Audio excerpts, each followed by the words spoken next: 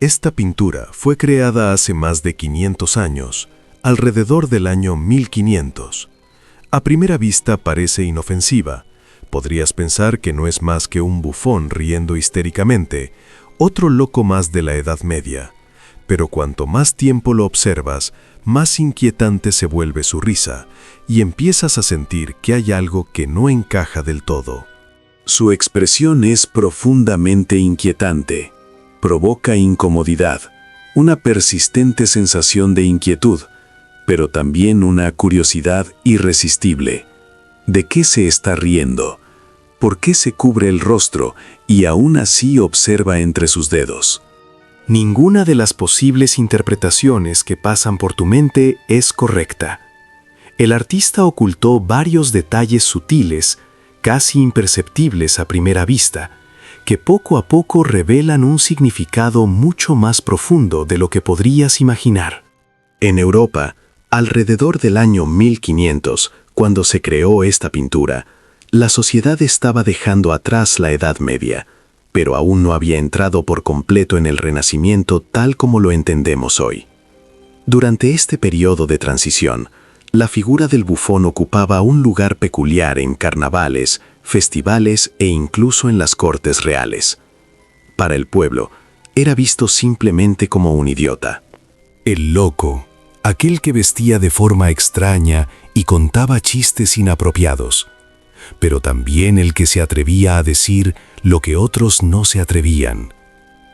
En la mentalidad de la época, el bufón era una especie de recipiente de lo grotesco, alguien que encarnaba el lado absurdo, pecaminoso o incluso demoníaco de la humanidad.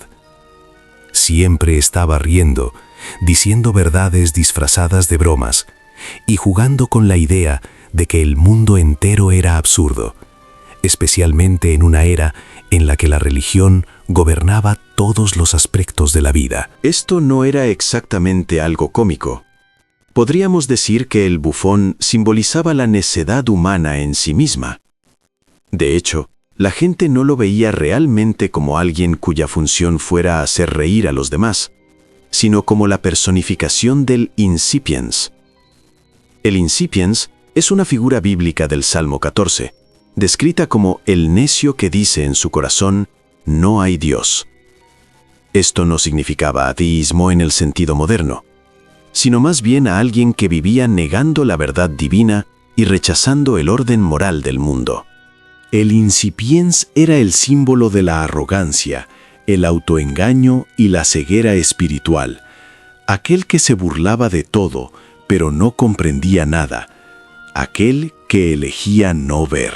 En 1494, un escritor alemán llamado Sebastian Brandt publicó un libro ilustrado que se convirtió en una auténtica sensación de su época, La nave de los locos. El título no era solo una metáfora, representaba literalmente una procesión de necios navegando juntos hacia la tierra de la locura. Cada personaje representaba un vicio: la codicia, la hipocresía, la arrogancia o la simple estupidez humana. Entre todos esos necios, el bufón ocupaba un papel central. Era el guía, el capitán simbólico de la nave. Unos años más tarde, en 1511, Erasmo de Rotterdam publicó Elogio de la locura, un libro que quizá reconozcas de otros videos, ya que inspiró obras como La duquesa fea. En este texto, Erasmo transformó la idea del necio en una diosa llamada locura. Hablando en primera persona, ella se burlaba de filósofos, reyes, clérigos e incluso de nosotros, los lectores. El mensaje era claro: de una forma u otra, todos somos parte del circo. Por todas estas razones, el bufón no era una figura encantadora en su época. Y no debemos olvidar que durante este periodo se creía que Dios no reía. En la cosmovisión cristiana medieval, la risa se consideraba inapropiada, una señal de desequilibrio. Se decía que el diablo reía cuando el hombre pecaba, y que quienes reían en exceso probablemente no comprendían la seriedad de la vida. Por eso, Ese bufón que reía con la boca bien abierta no resultaba gracioso en absoluto, era profundamente provocador. Ahora entremos en los detalles de esta pintura, porque no es extraña únicamente por la expresión de su protagonista, sino también porque es un auténtico rompecabezas simbólico de la Edad Media. Lo primero que hay que entender es su mano. Con ella, el bufón se cubre el rostro y al mismo tiempo mira a través de sus dedos. Según los estándares actuales, este gesto resulta extraño, algo que podríamos asociar con los niños, pero en su época era inmediatamente reconocible. En neerlandés existía una expresión que decía mirar a través de los dedos, y que básicamente significaba hacer la vista gorda, ignorar aquello que está justo delante de ti, elegir hacerse el tonto de forma deliberada. Este detalle es crucial, como verás a continuación. En la parte inferior de la pintura, a la altura del pecho, hay un objeto que el bufón extrae de su vestimenta. Un par de gafas, viejas, redondas y sin lentes. La ausencia de cristales no es un error. Estas gafas no estaban hechas para ver, sino para fingir que se ve. En aquella época, las gafas tenían una connotación negativa. Algunas las usaban no para leer, sino para engañar, para vender ilusiones, para aparentar sabiduría. De hecho, existía un dicho alemán muy común, venderle gafas a alguien, que significaba engañar o estafar. Y aquí es donde la pintura empieza a cobrar sentido. El bufón no se ríe de sí mismo, ni de algún chiste oculto que nosotros no podemos ver. Se ríe de nosotros, de quienes se creen sabios, de quienes caminan por la vida con sus gafas de erudición, convencidos de que lo entienden todo, de quienes tienen una teoría para cada acontecimiento, una opinión para cada tema y una explicación para cada misterio. Es irónico decir esto mientras intentamos analizar una pintura como esta, pero si lo pensamos bien, encaja a la perfección. El bufón ha aceptado su papel. Vestido con un atuendo como este, sabe que nadie lo tomará en serio. Quiere parecer el necio, aquel que no sabe nada. No finge ser algo que no es, y desde esa posición puede señalar a quienes todavía pretenden tener la verdad en sus manos. Pero más allá del misterio que rodea el significado de esta pintura, la historia de la propia obra es tan intrigante como su contenido. Durante mucho tiempo, se creyó que esta pintura había sido creada por Jacob Cornelis van Osanen, un nombre poco conocido hoy en día, pero de gran importancia en su época. Fue considerado uno de los primeros grandes pintores del Renacimiento. En el norte de Holanda, su taller en Ámsterdam, activo a comienzos del siglo XVI, produjo desde retablos religiosos hasta grabados de gran complejidad, demostrando que era un maestro que sabía exactamente lo que hacía. Pero aquí viene el giro. Lo más probable es que no fuera él quien pintó esta obra. La pintura que hemos estado analizando está atribuida a él en los registros del Davis Museum, en Estados Unidos, donde se conserva desde 1958.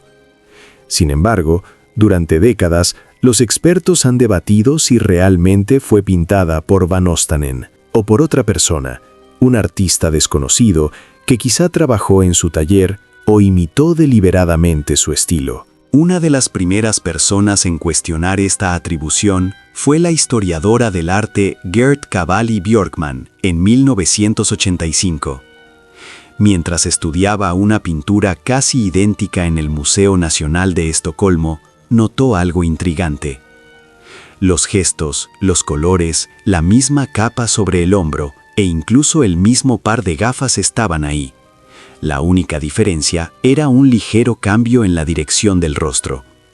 Y, curiosamente, no era la única copia conocida.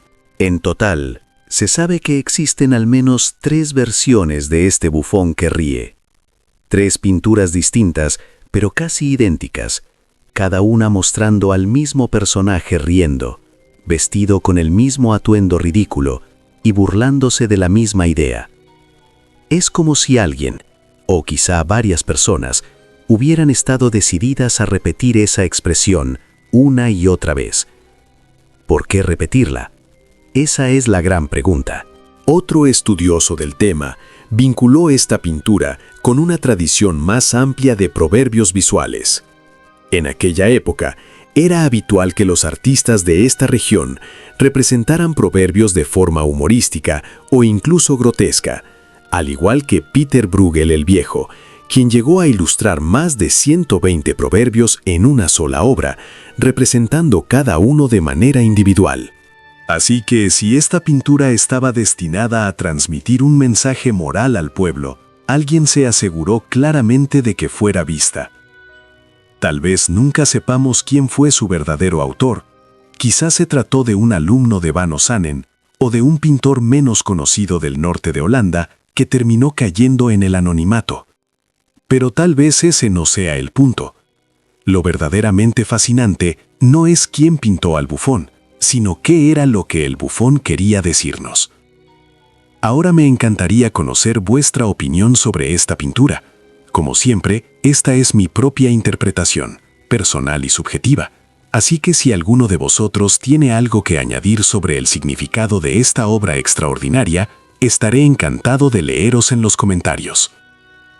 Gracias a todos los que apoyan el canal y nos vemos en el próximo video.